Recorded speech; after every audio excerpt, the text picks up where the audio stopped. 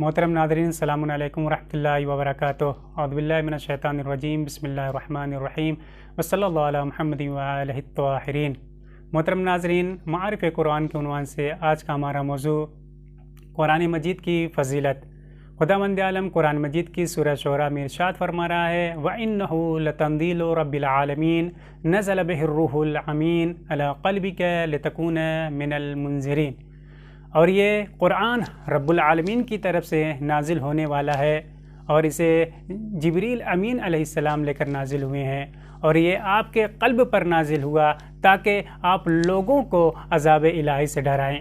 इसमें सबसे पहली जो सिफत बयान हुई है वो किताब तंजील है, यानी अल्लाह सुब्हानहू तआला की नाजिल करदा किताब है, न कि किसी मखलूक की लिखी हुई किताब।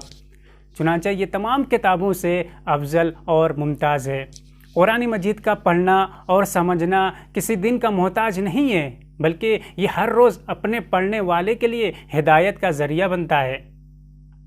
लेकिन माह रमज़ानुल मुबारक में इसका पढ़ना, इसकी तिलावत करना एक अलग अहमियत और फ़जीलत का हामिल है, क्योंकि माह रमज़ान और कुरान मजीद के दरमियान एक गहरा ताल्लुक़ है, जिसके बारे में हमारे और आपके 8वें इमाम रज़ा अलैहिस्सलाम इरशाद फरमाते हैं, मन क़रअ फ़ी शहर रमज़ान आयतम मिन किताबिल्लाहि कान कमन ख़तमल क़ुरआन फ़ी गैरिही मिनश शुहूर। इमाम रज़ा अलैहिस्सलाम का इरशाद हो रहा है कि जिस शख्स ने भी कुरान मजीद की माह मुबारक रमज़ान में एक आयत की तिलावत की, गोया ये उस शख्स की तरह है कि जिसने दूसरों महीनों में या दूसरे दिनों में ख़त्म कुरान किया हो।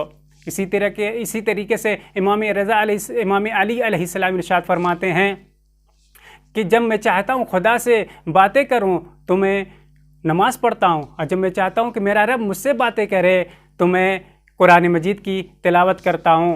कुरान किताब हिदायत है, कुरान किताब करामत है, कुरान किताब शिफा है। लिहाजा हमें चाहिए कि इस माह मुबारक रमज़ान में ज़्यादा से ज़्यादा कुरान की तिलावत करें और उससे शिफा हासिल करें।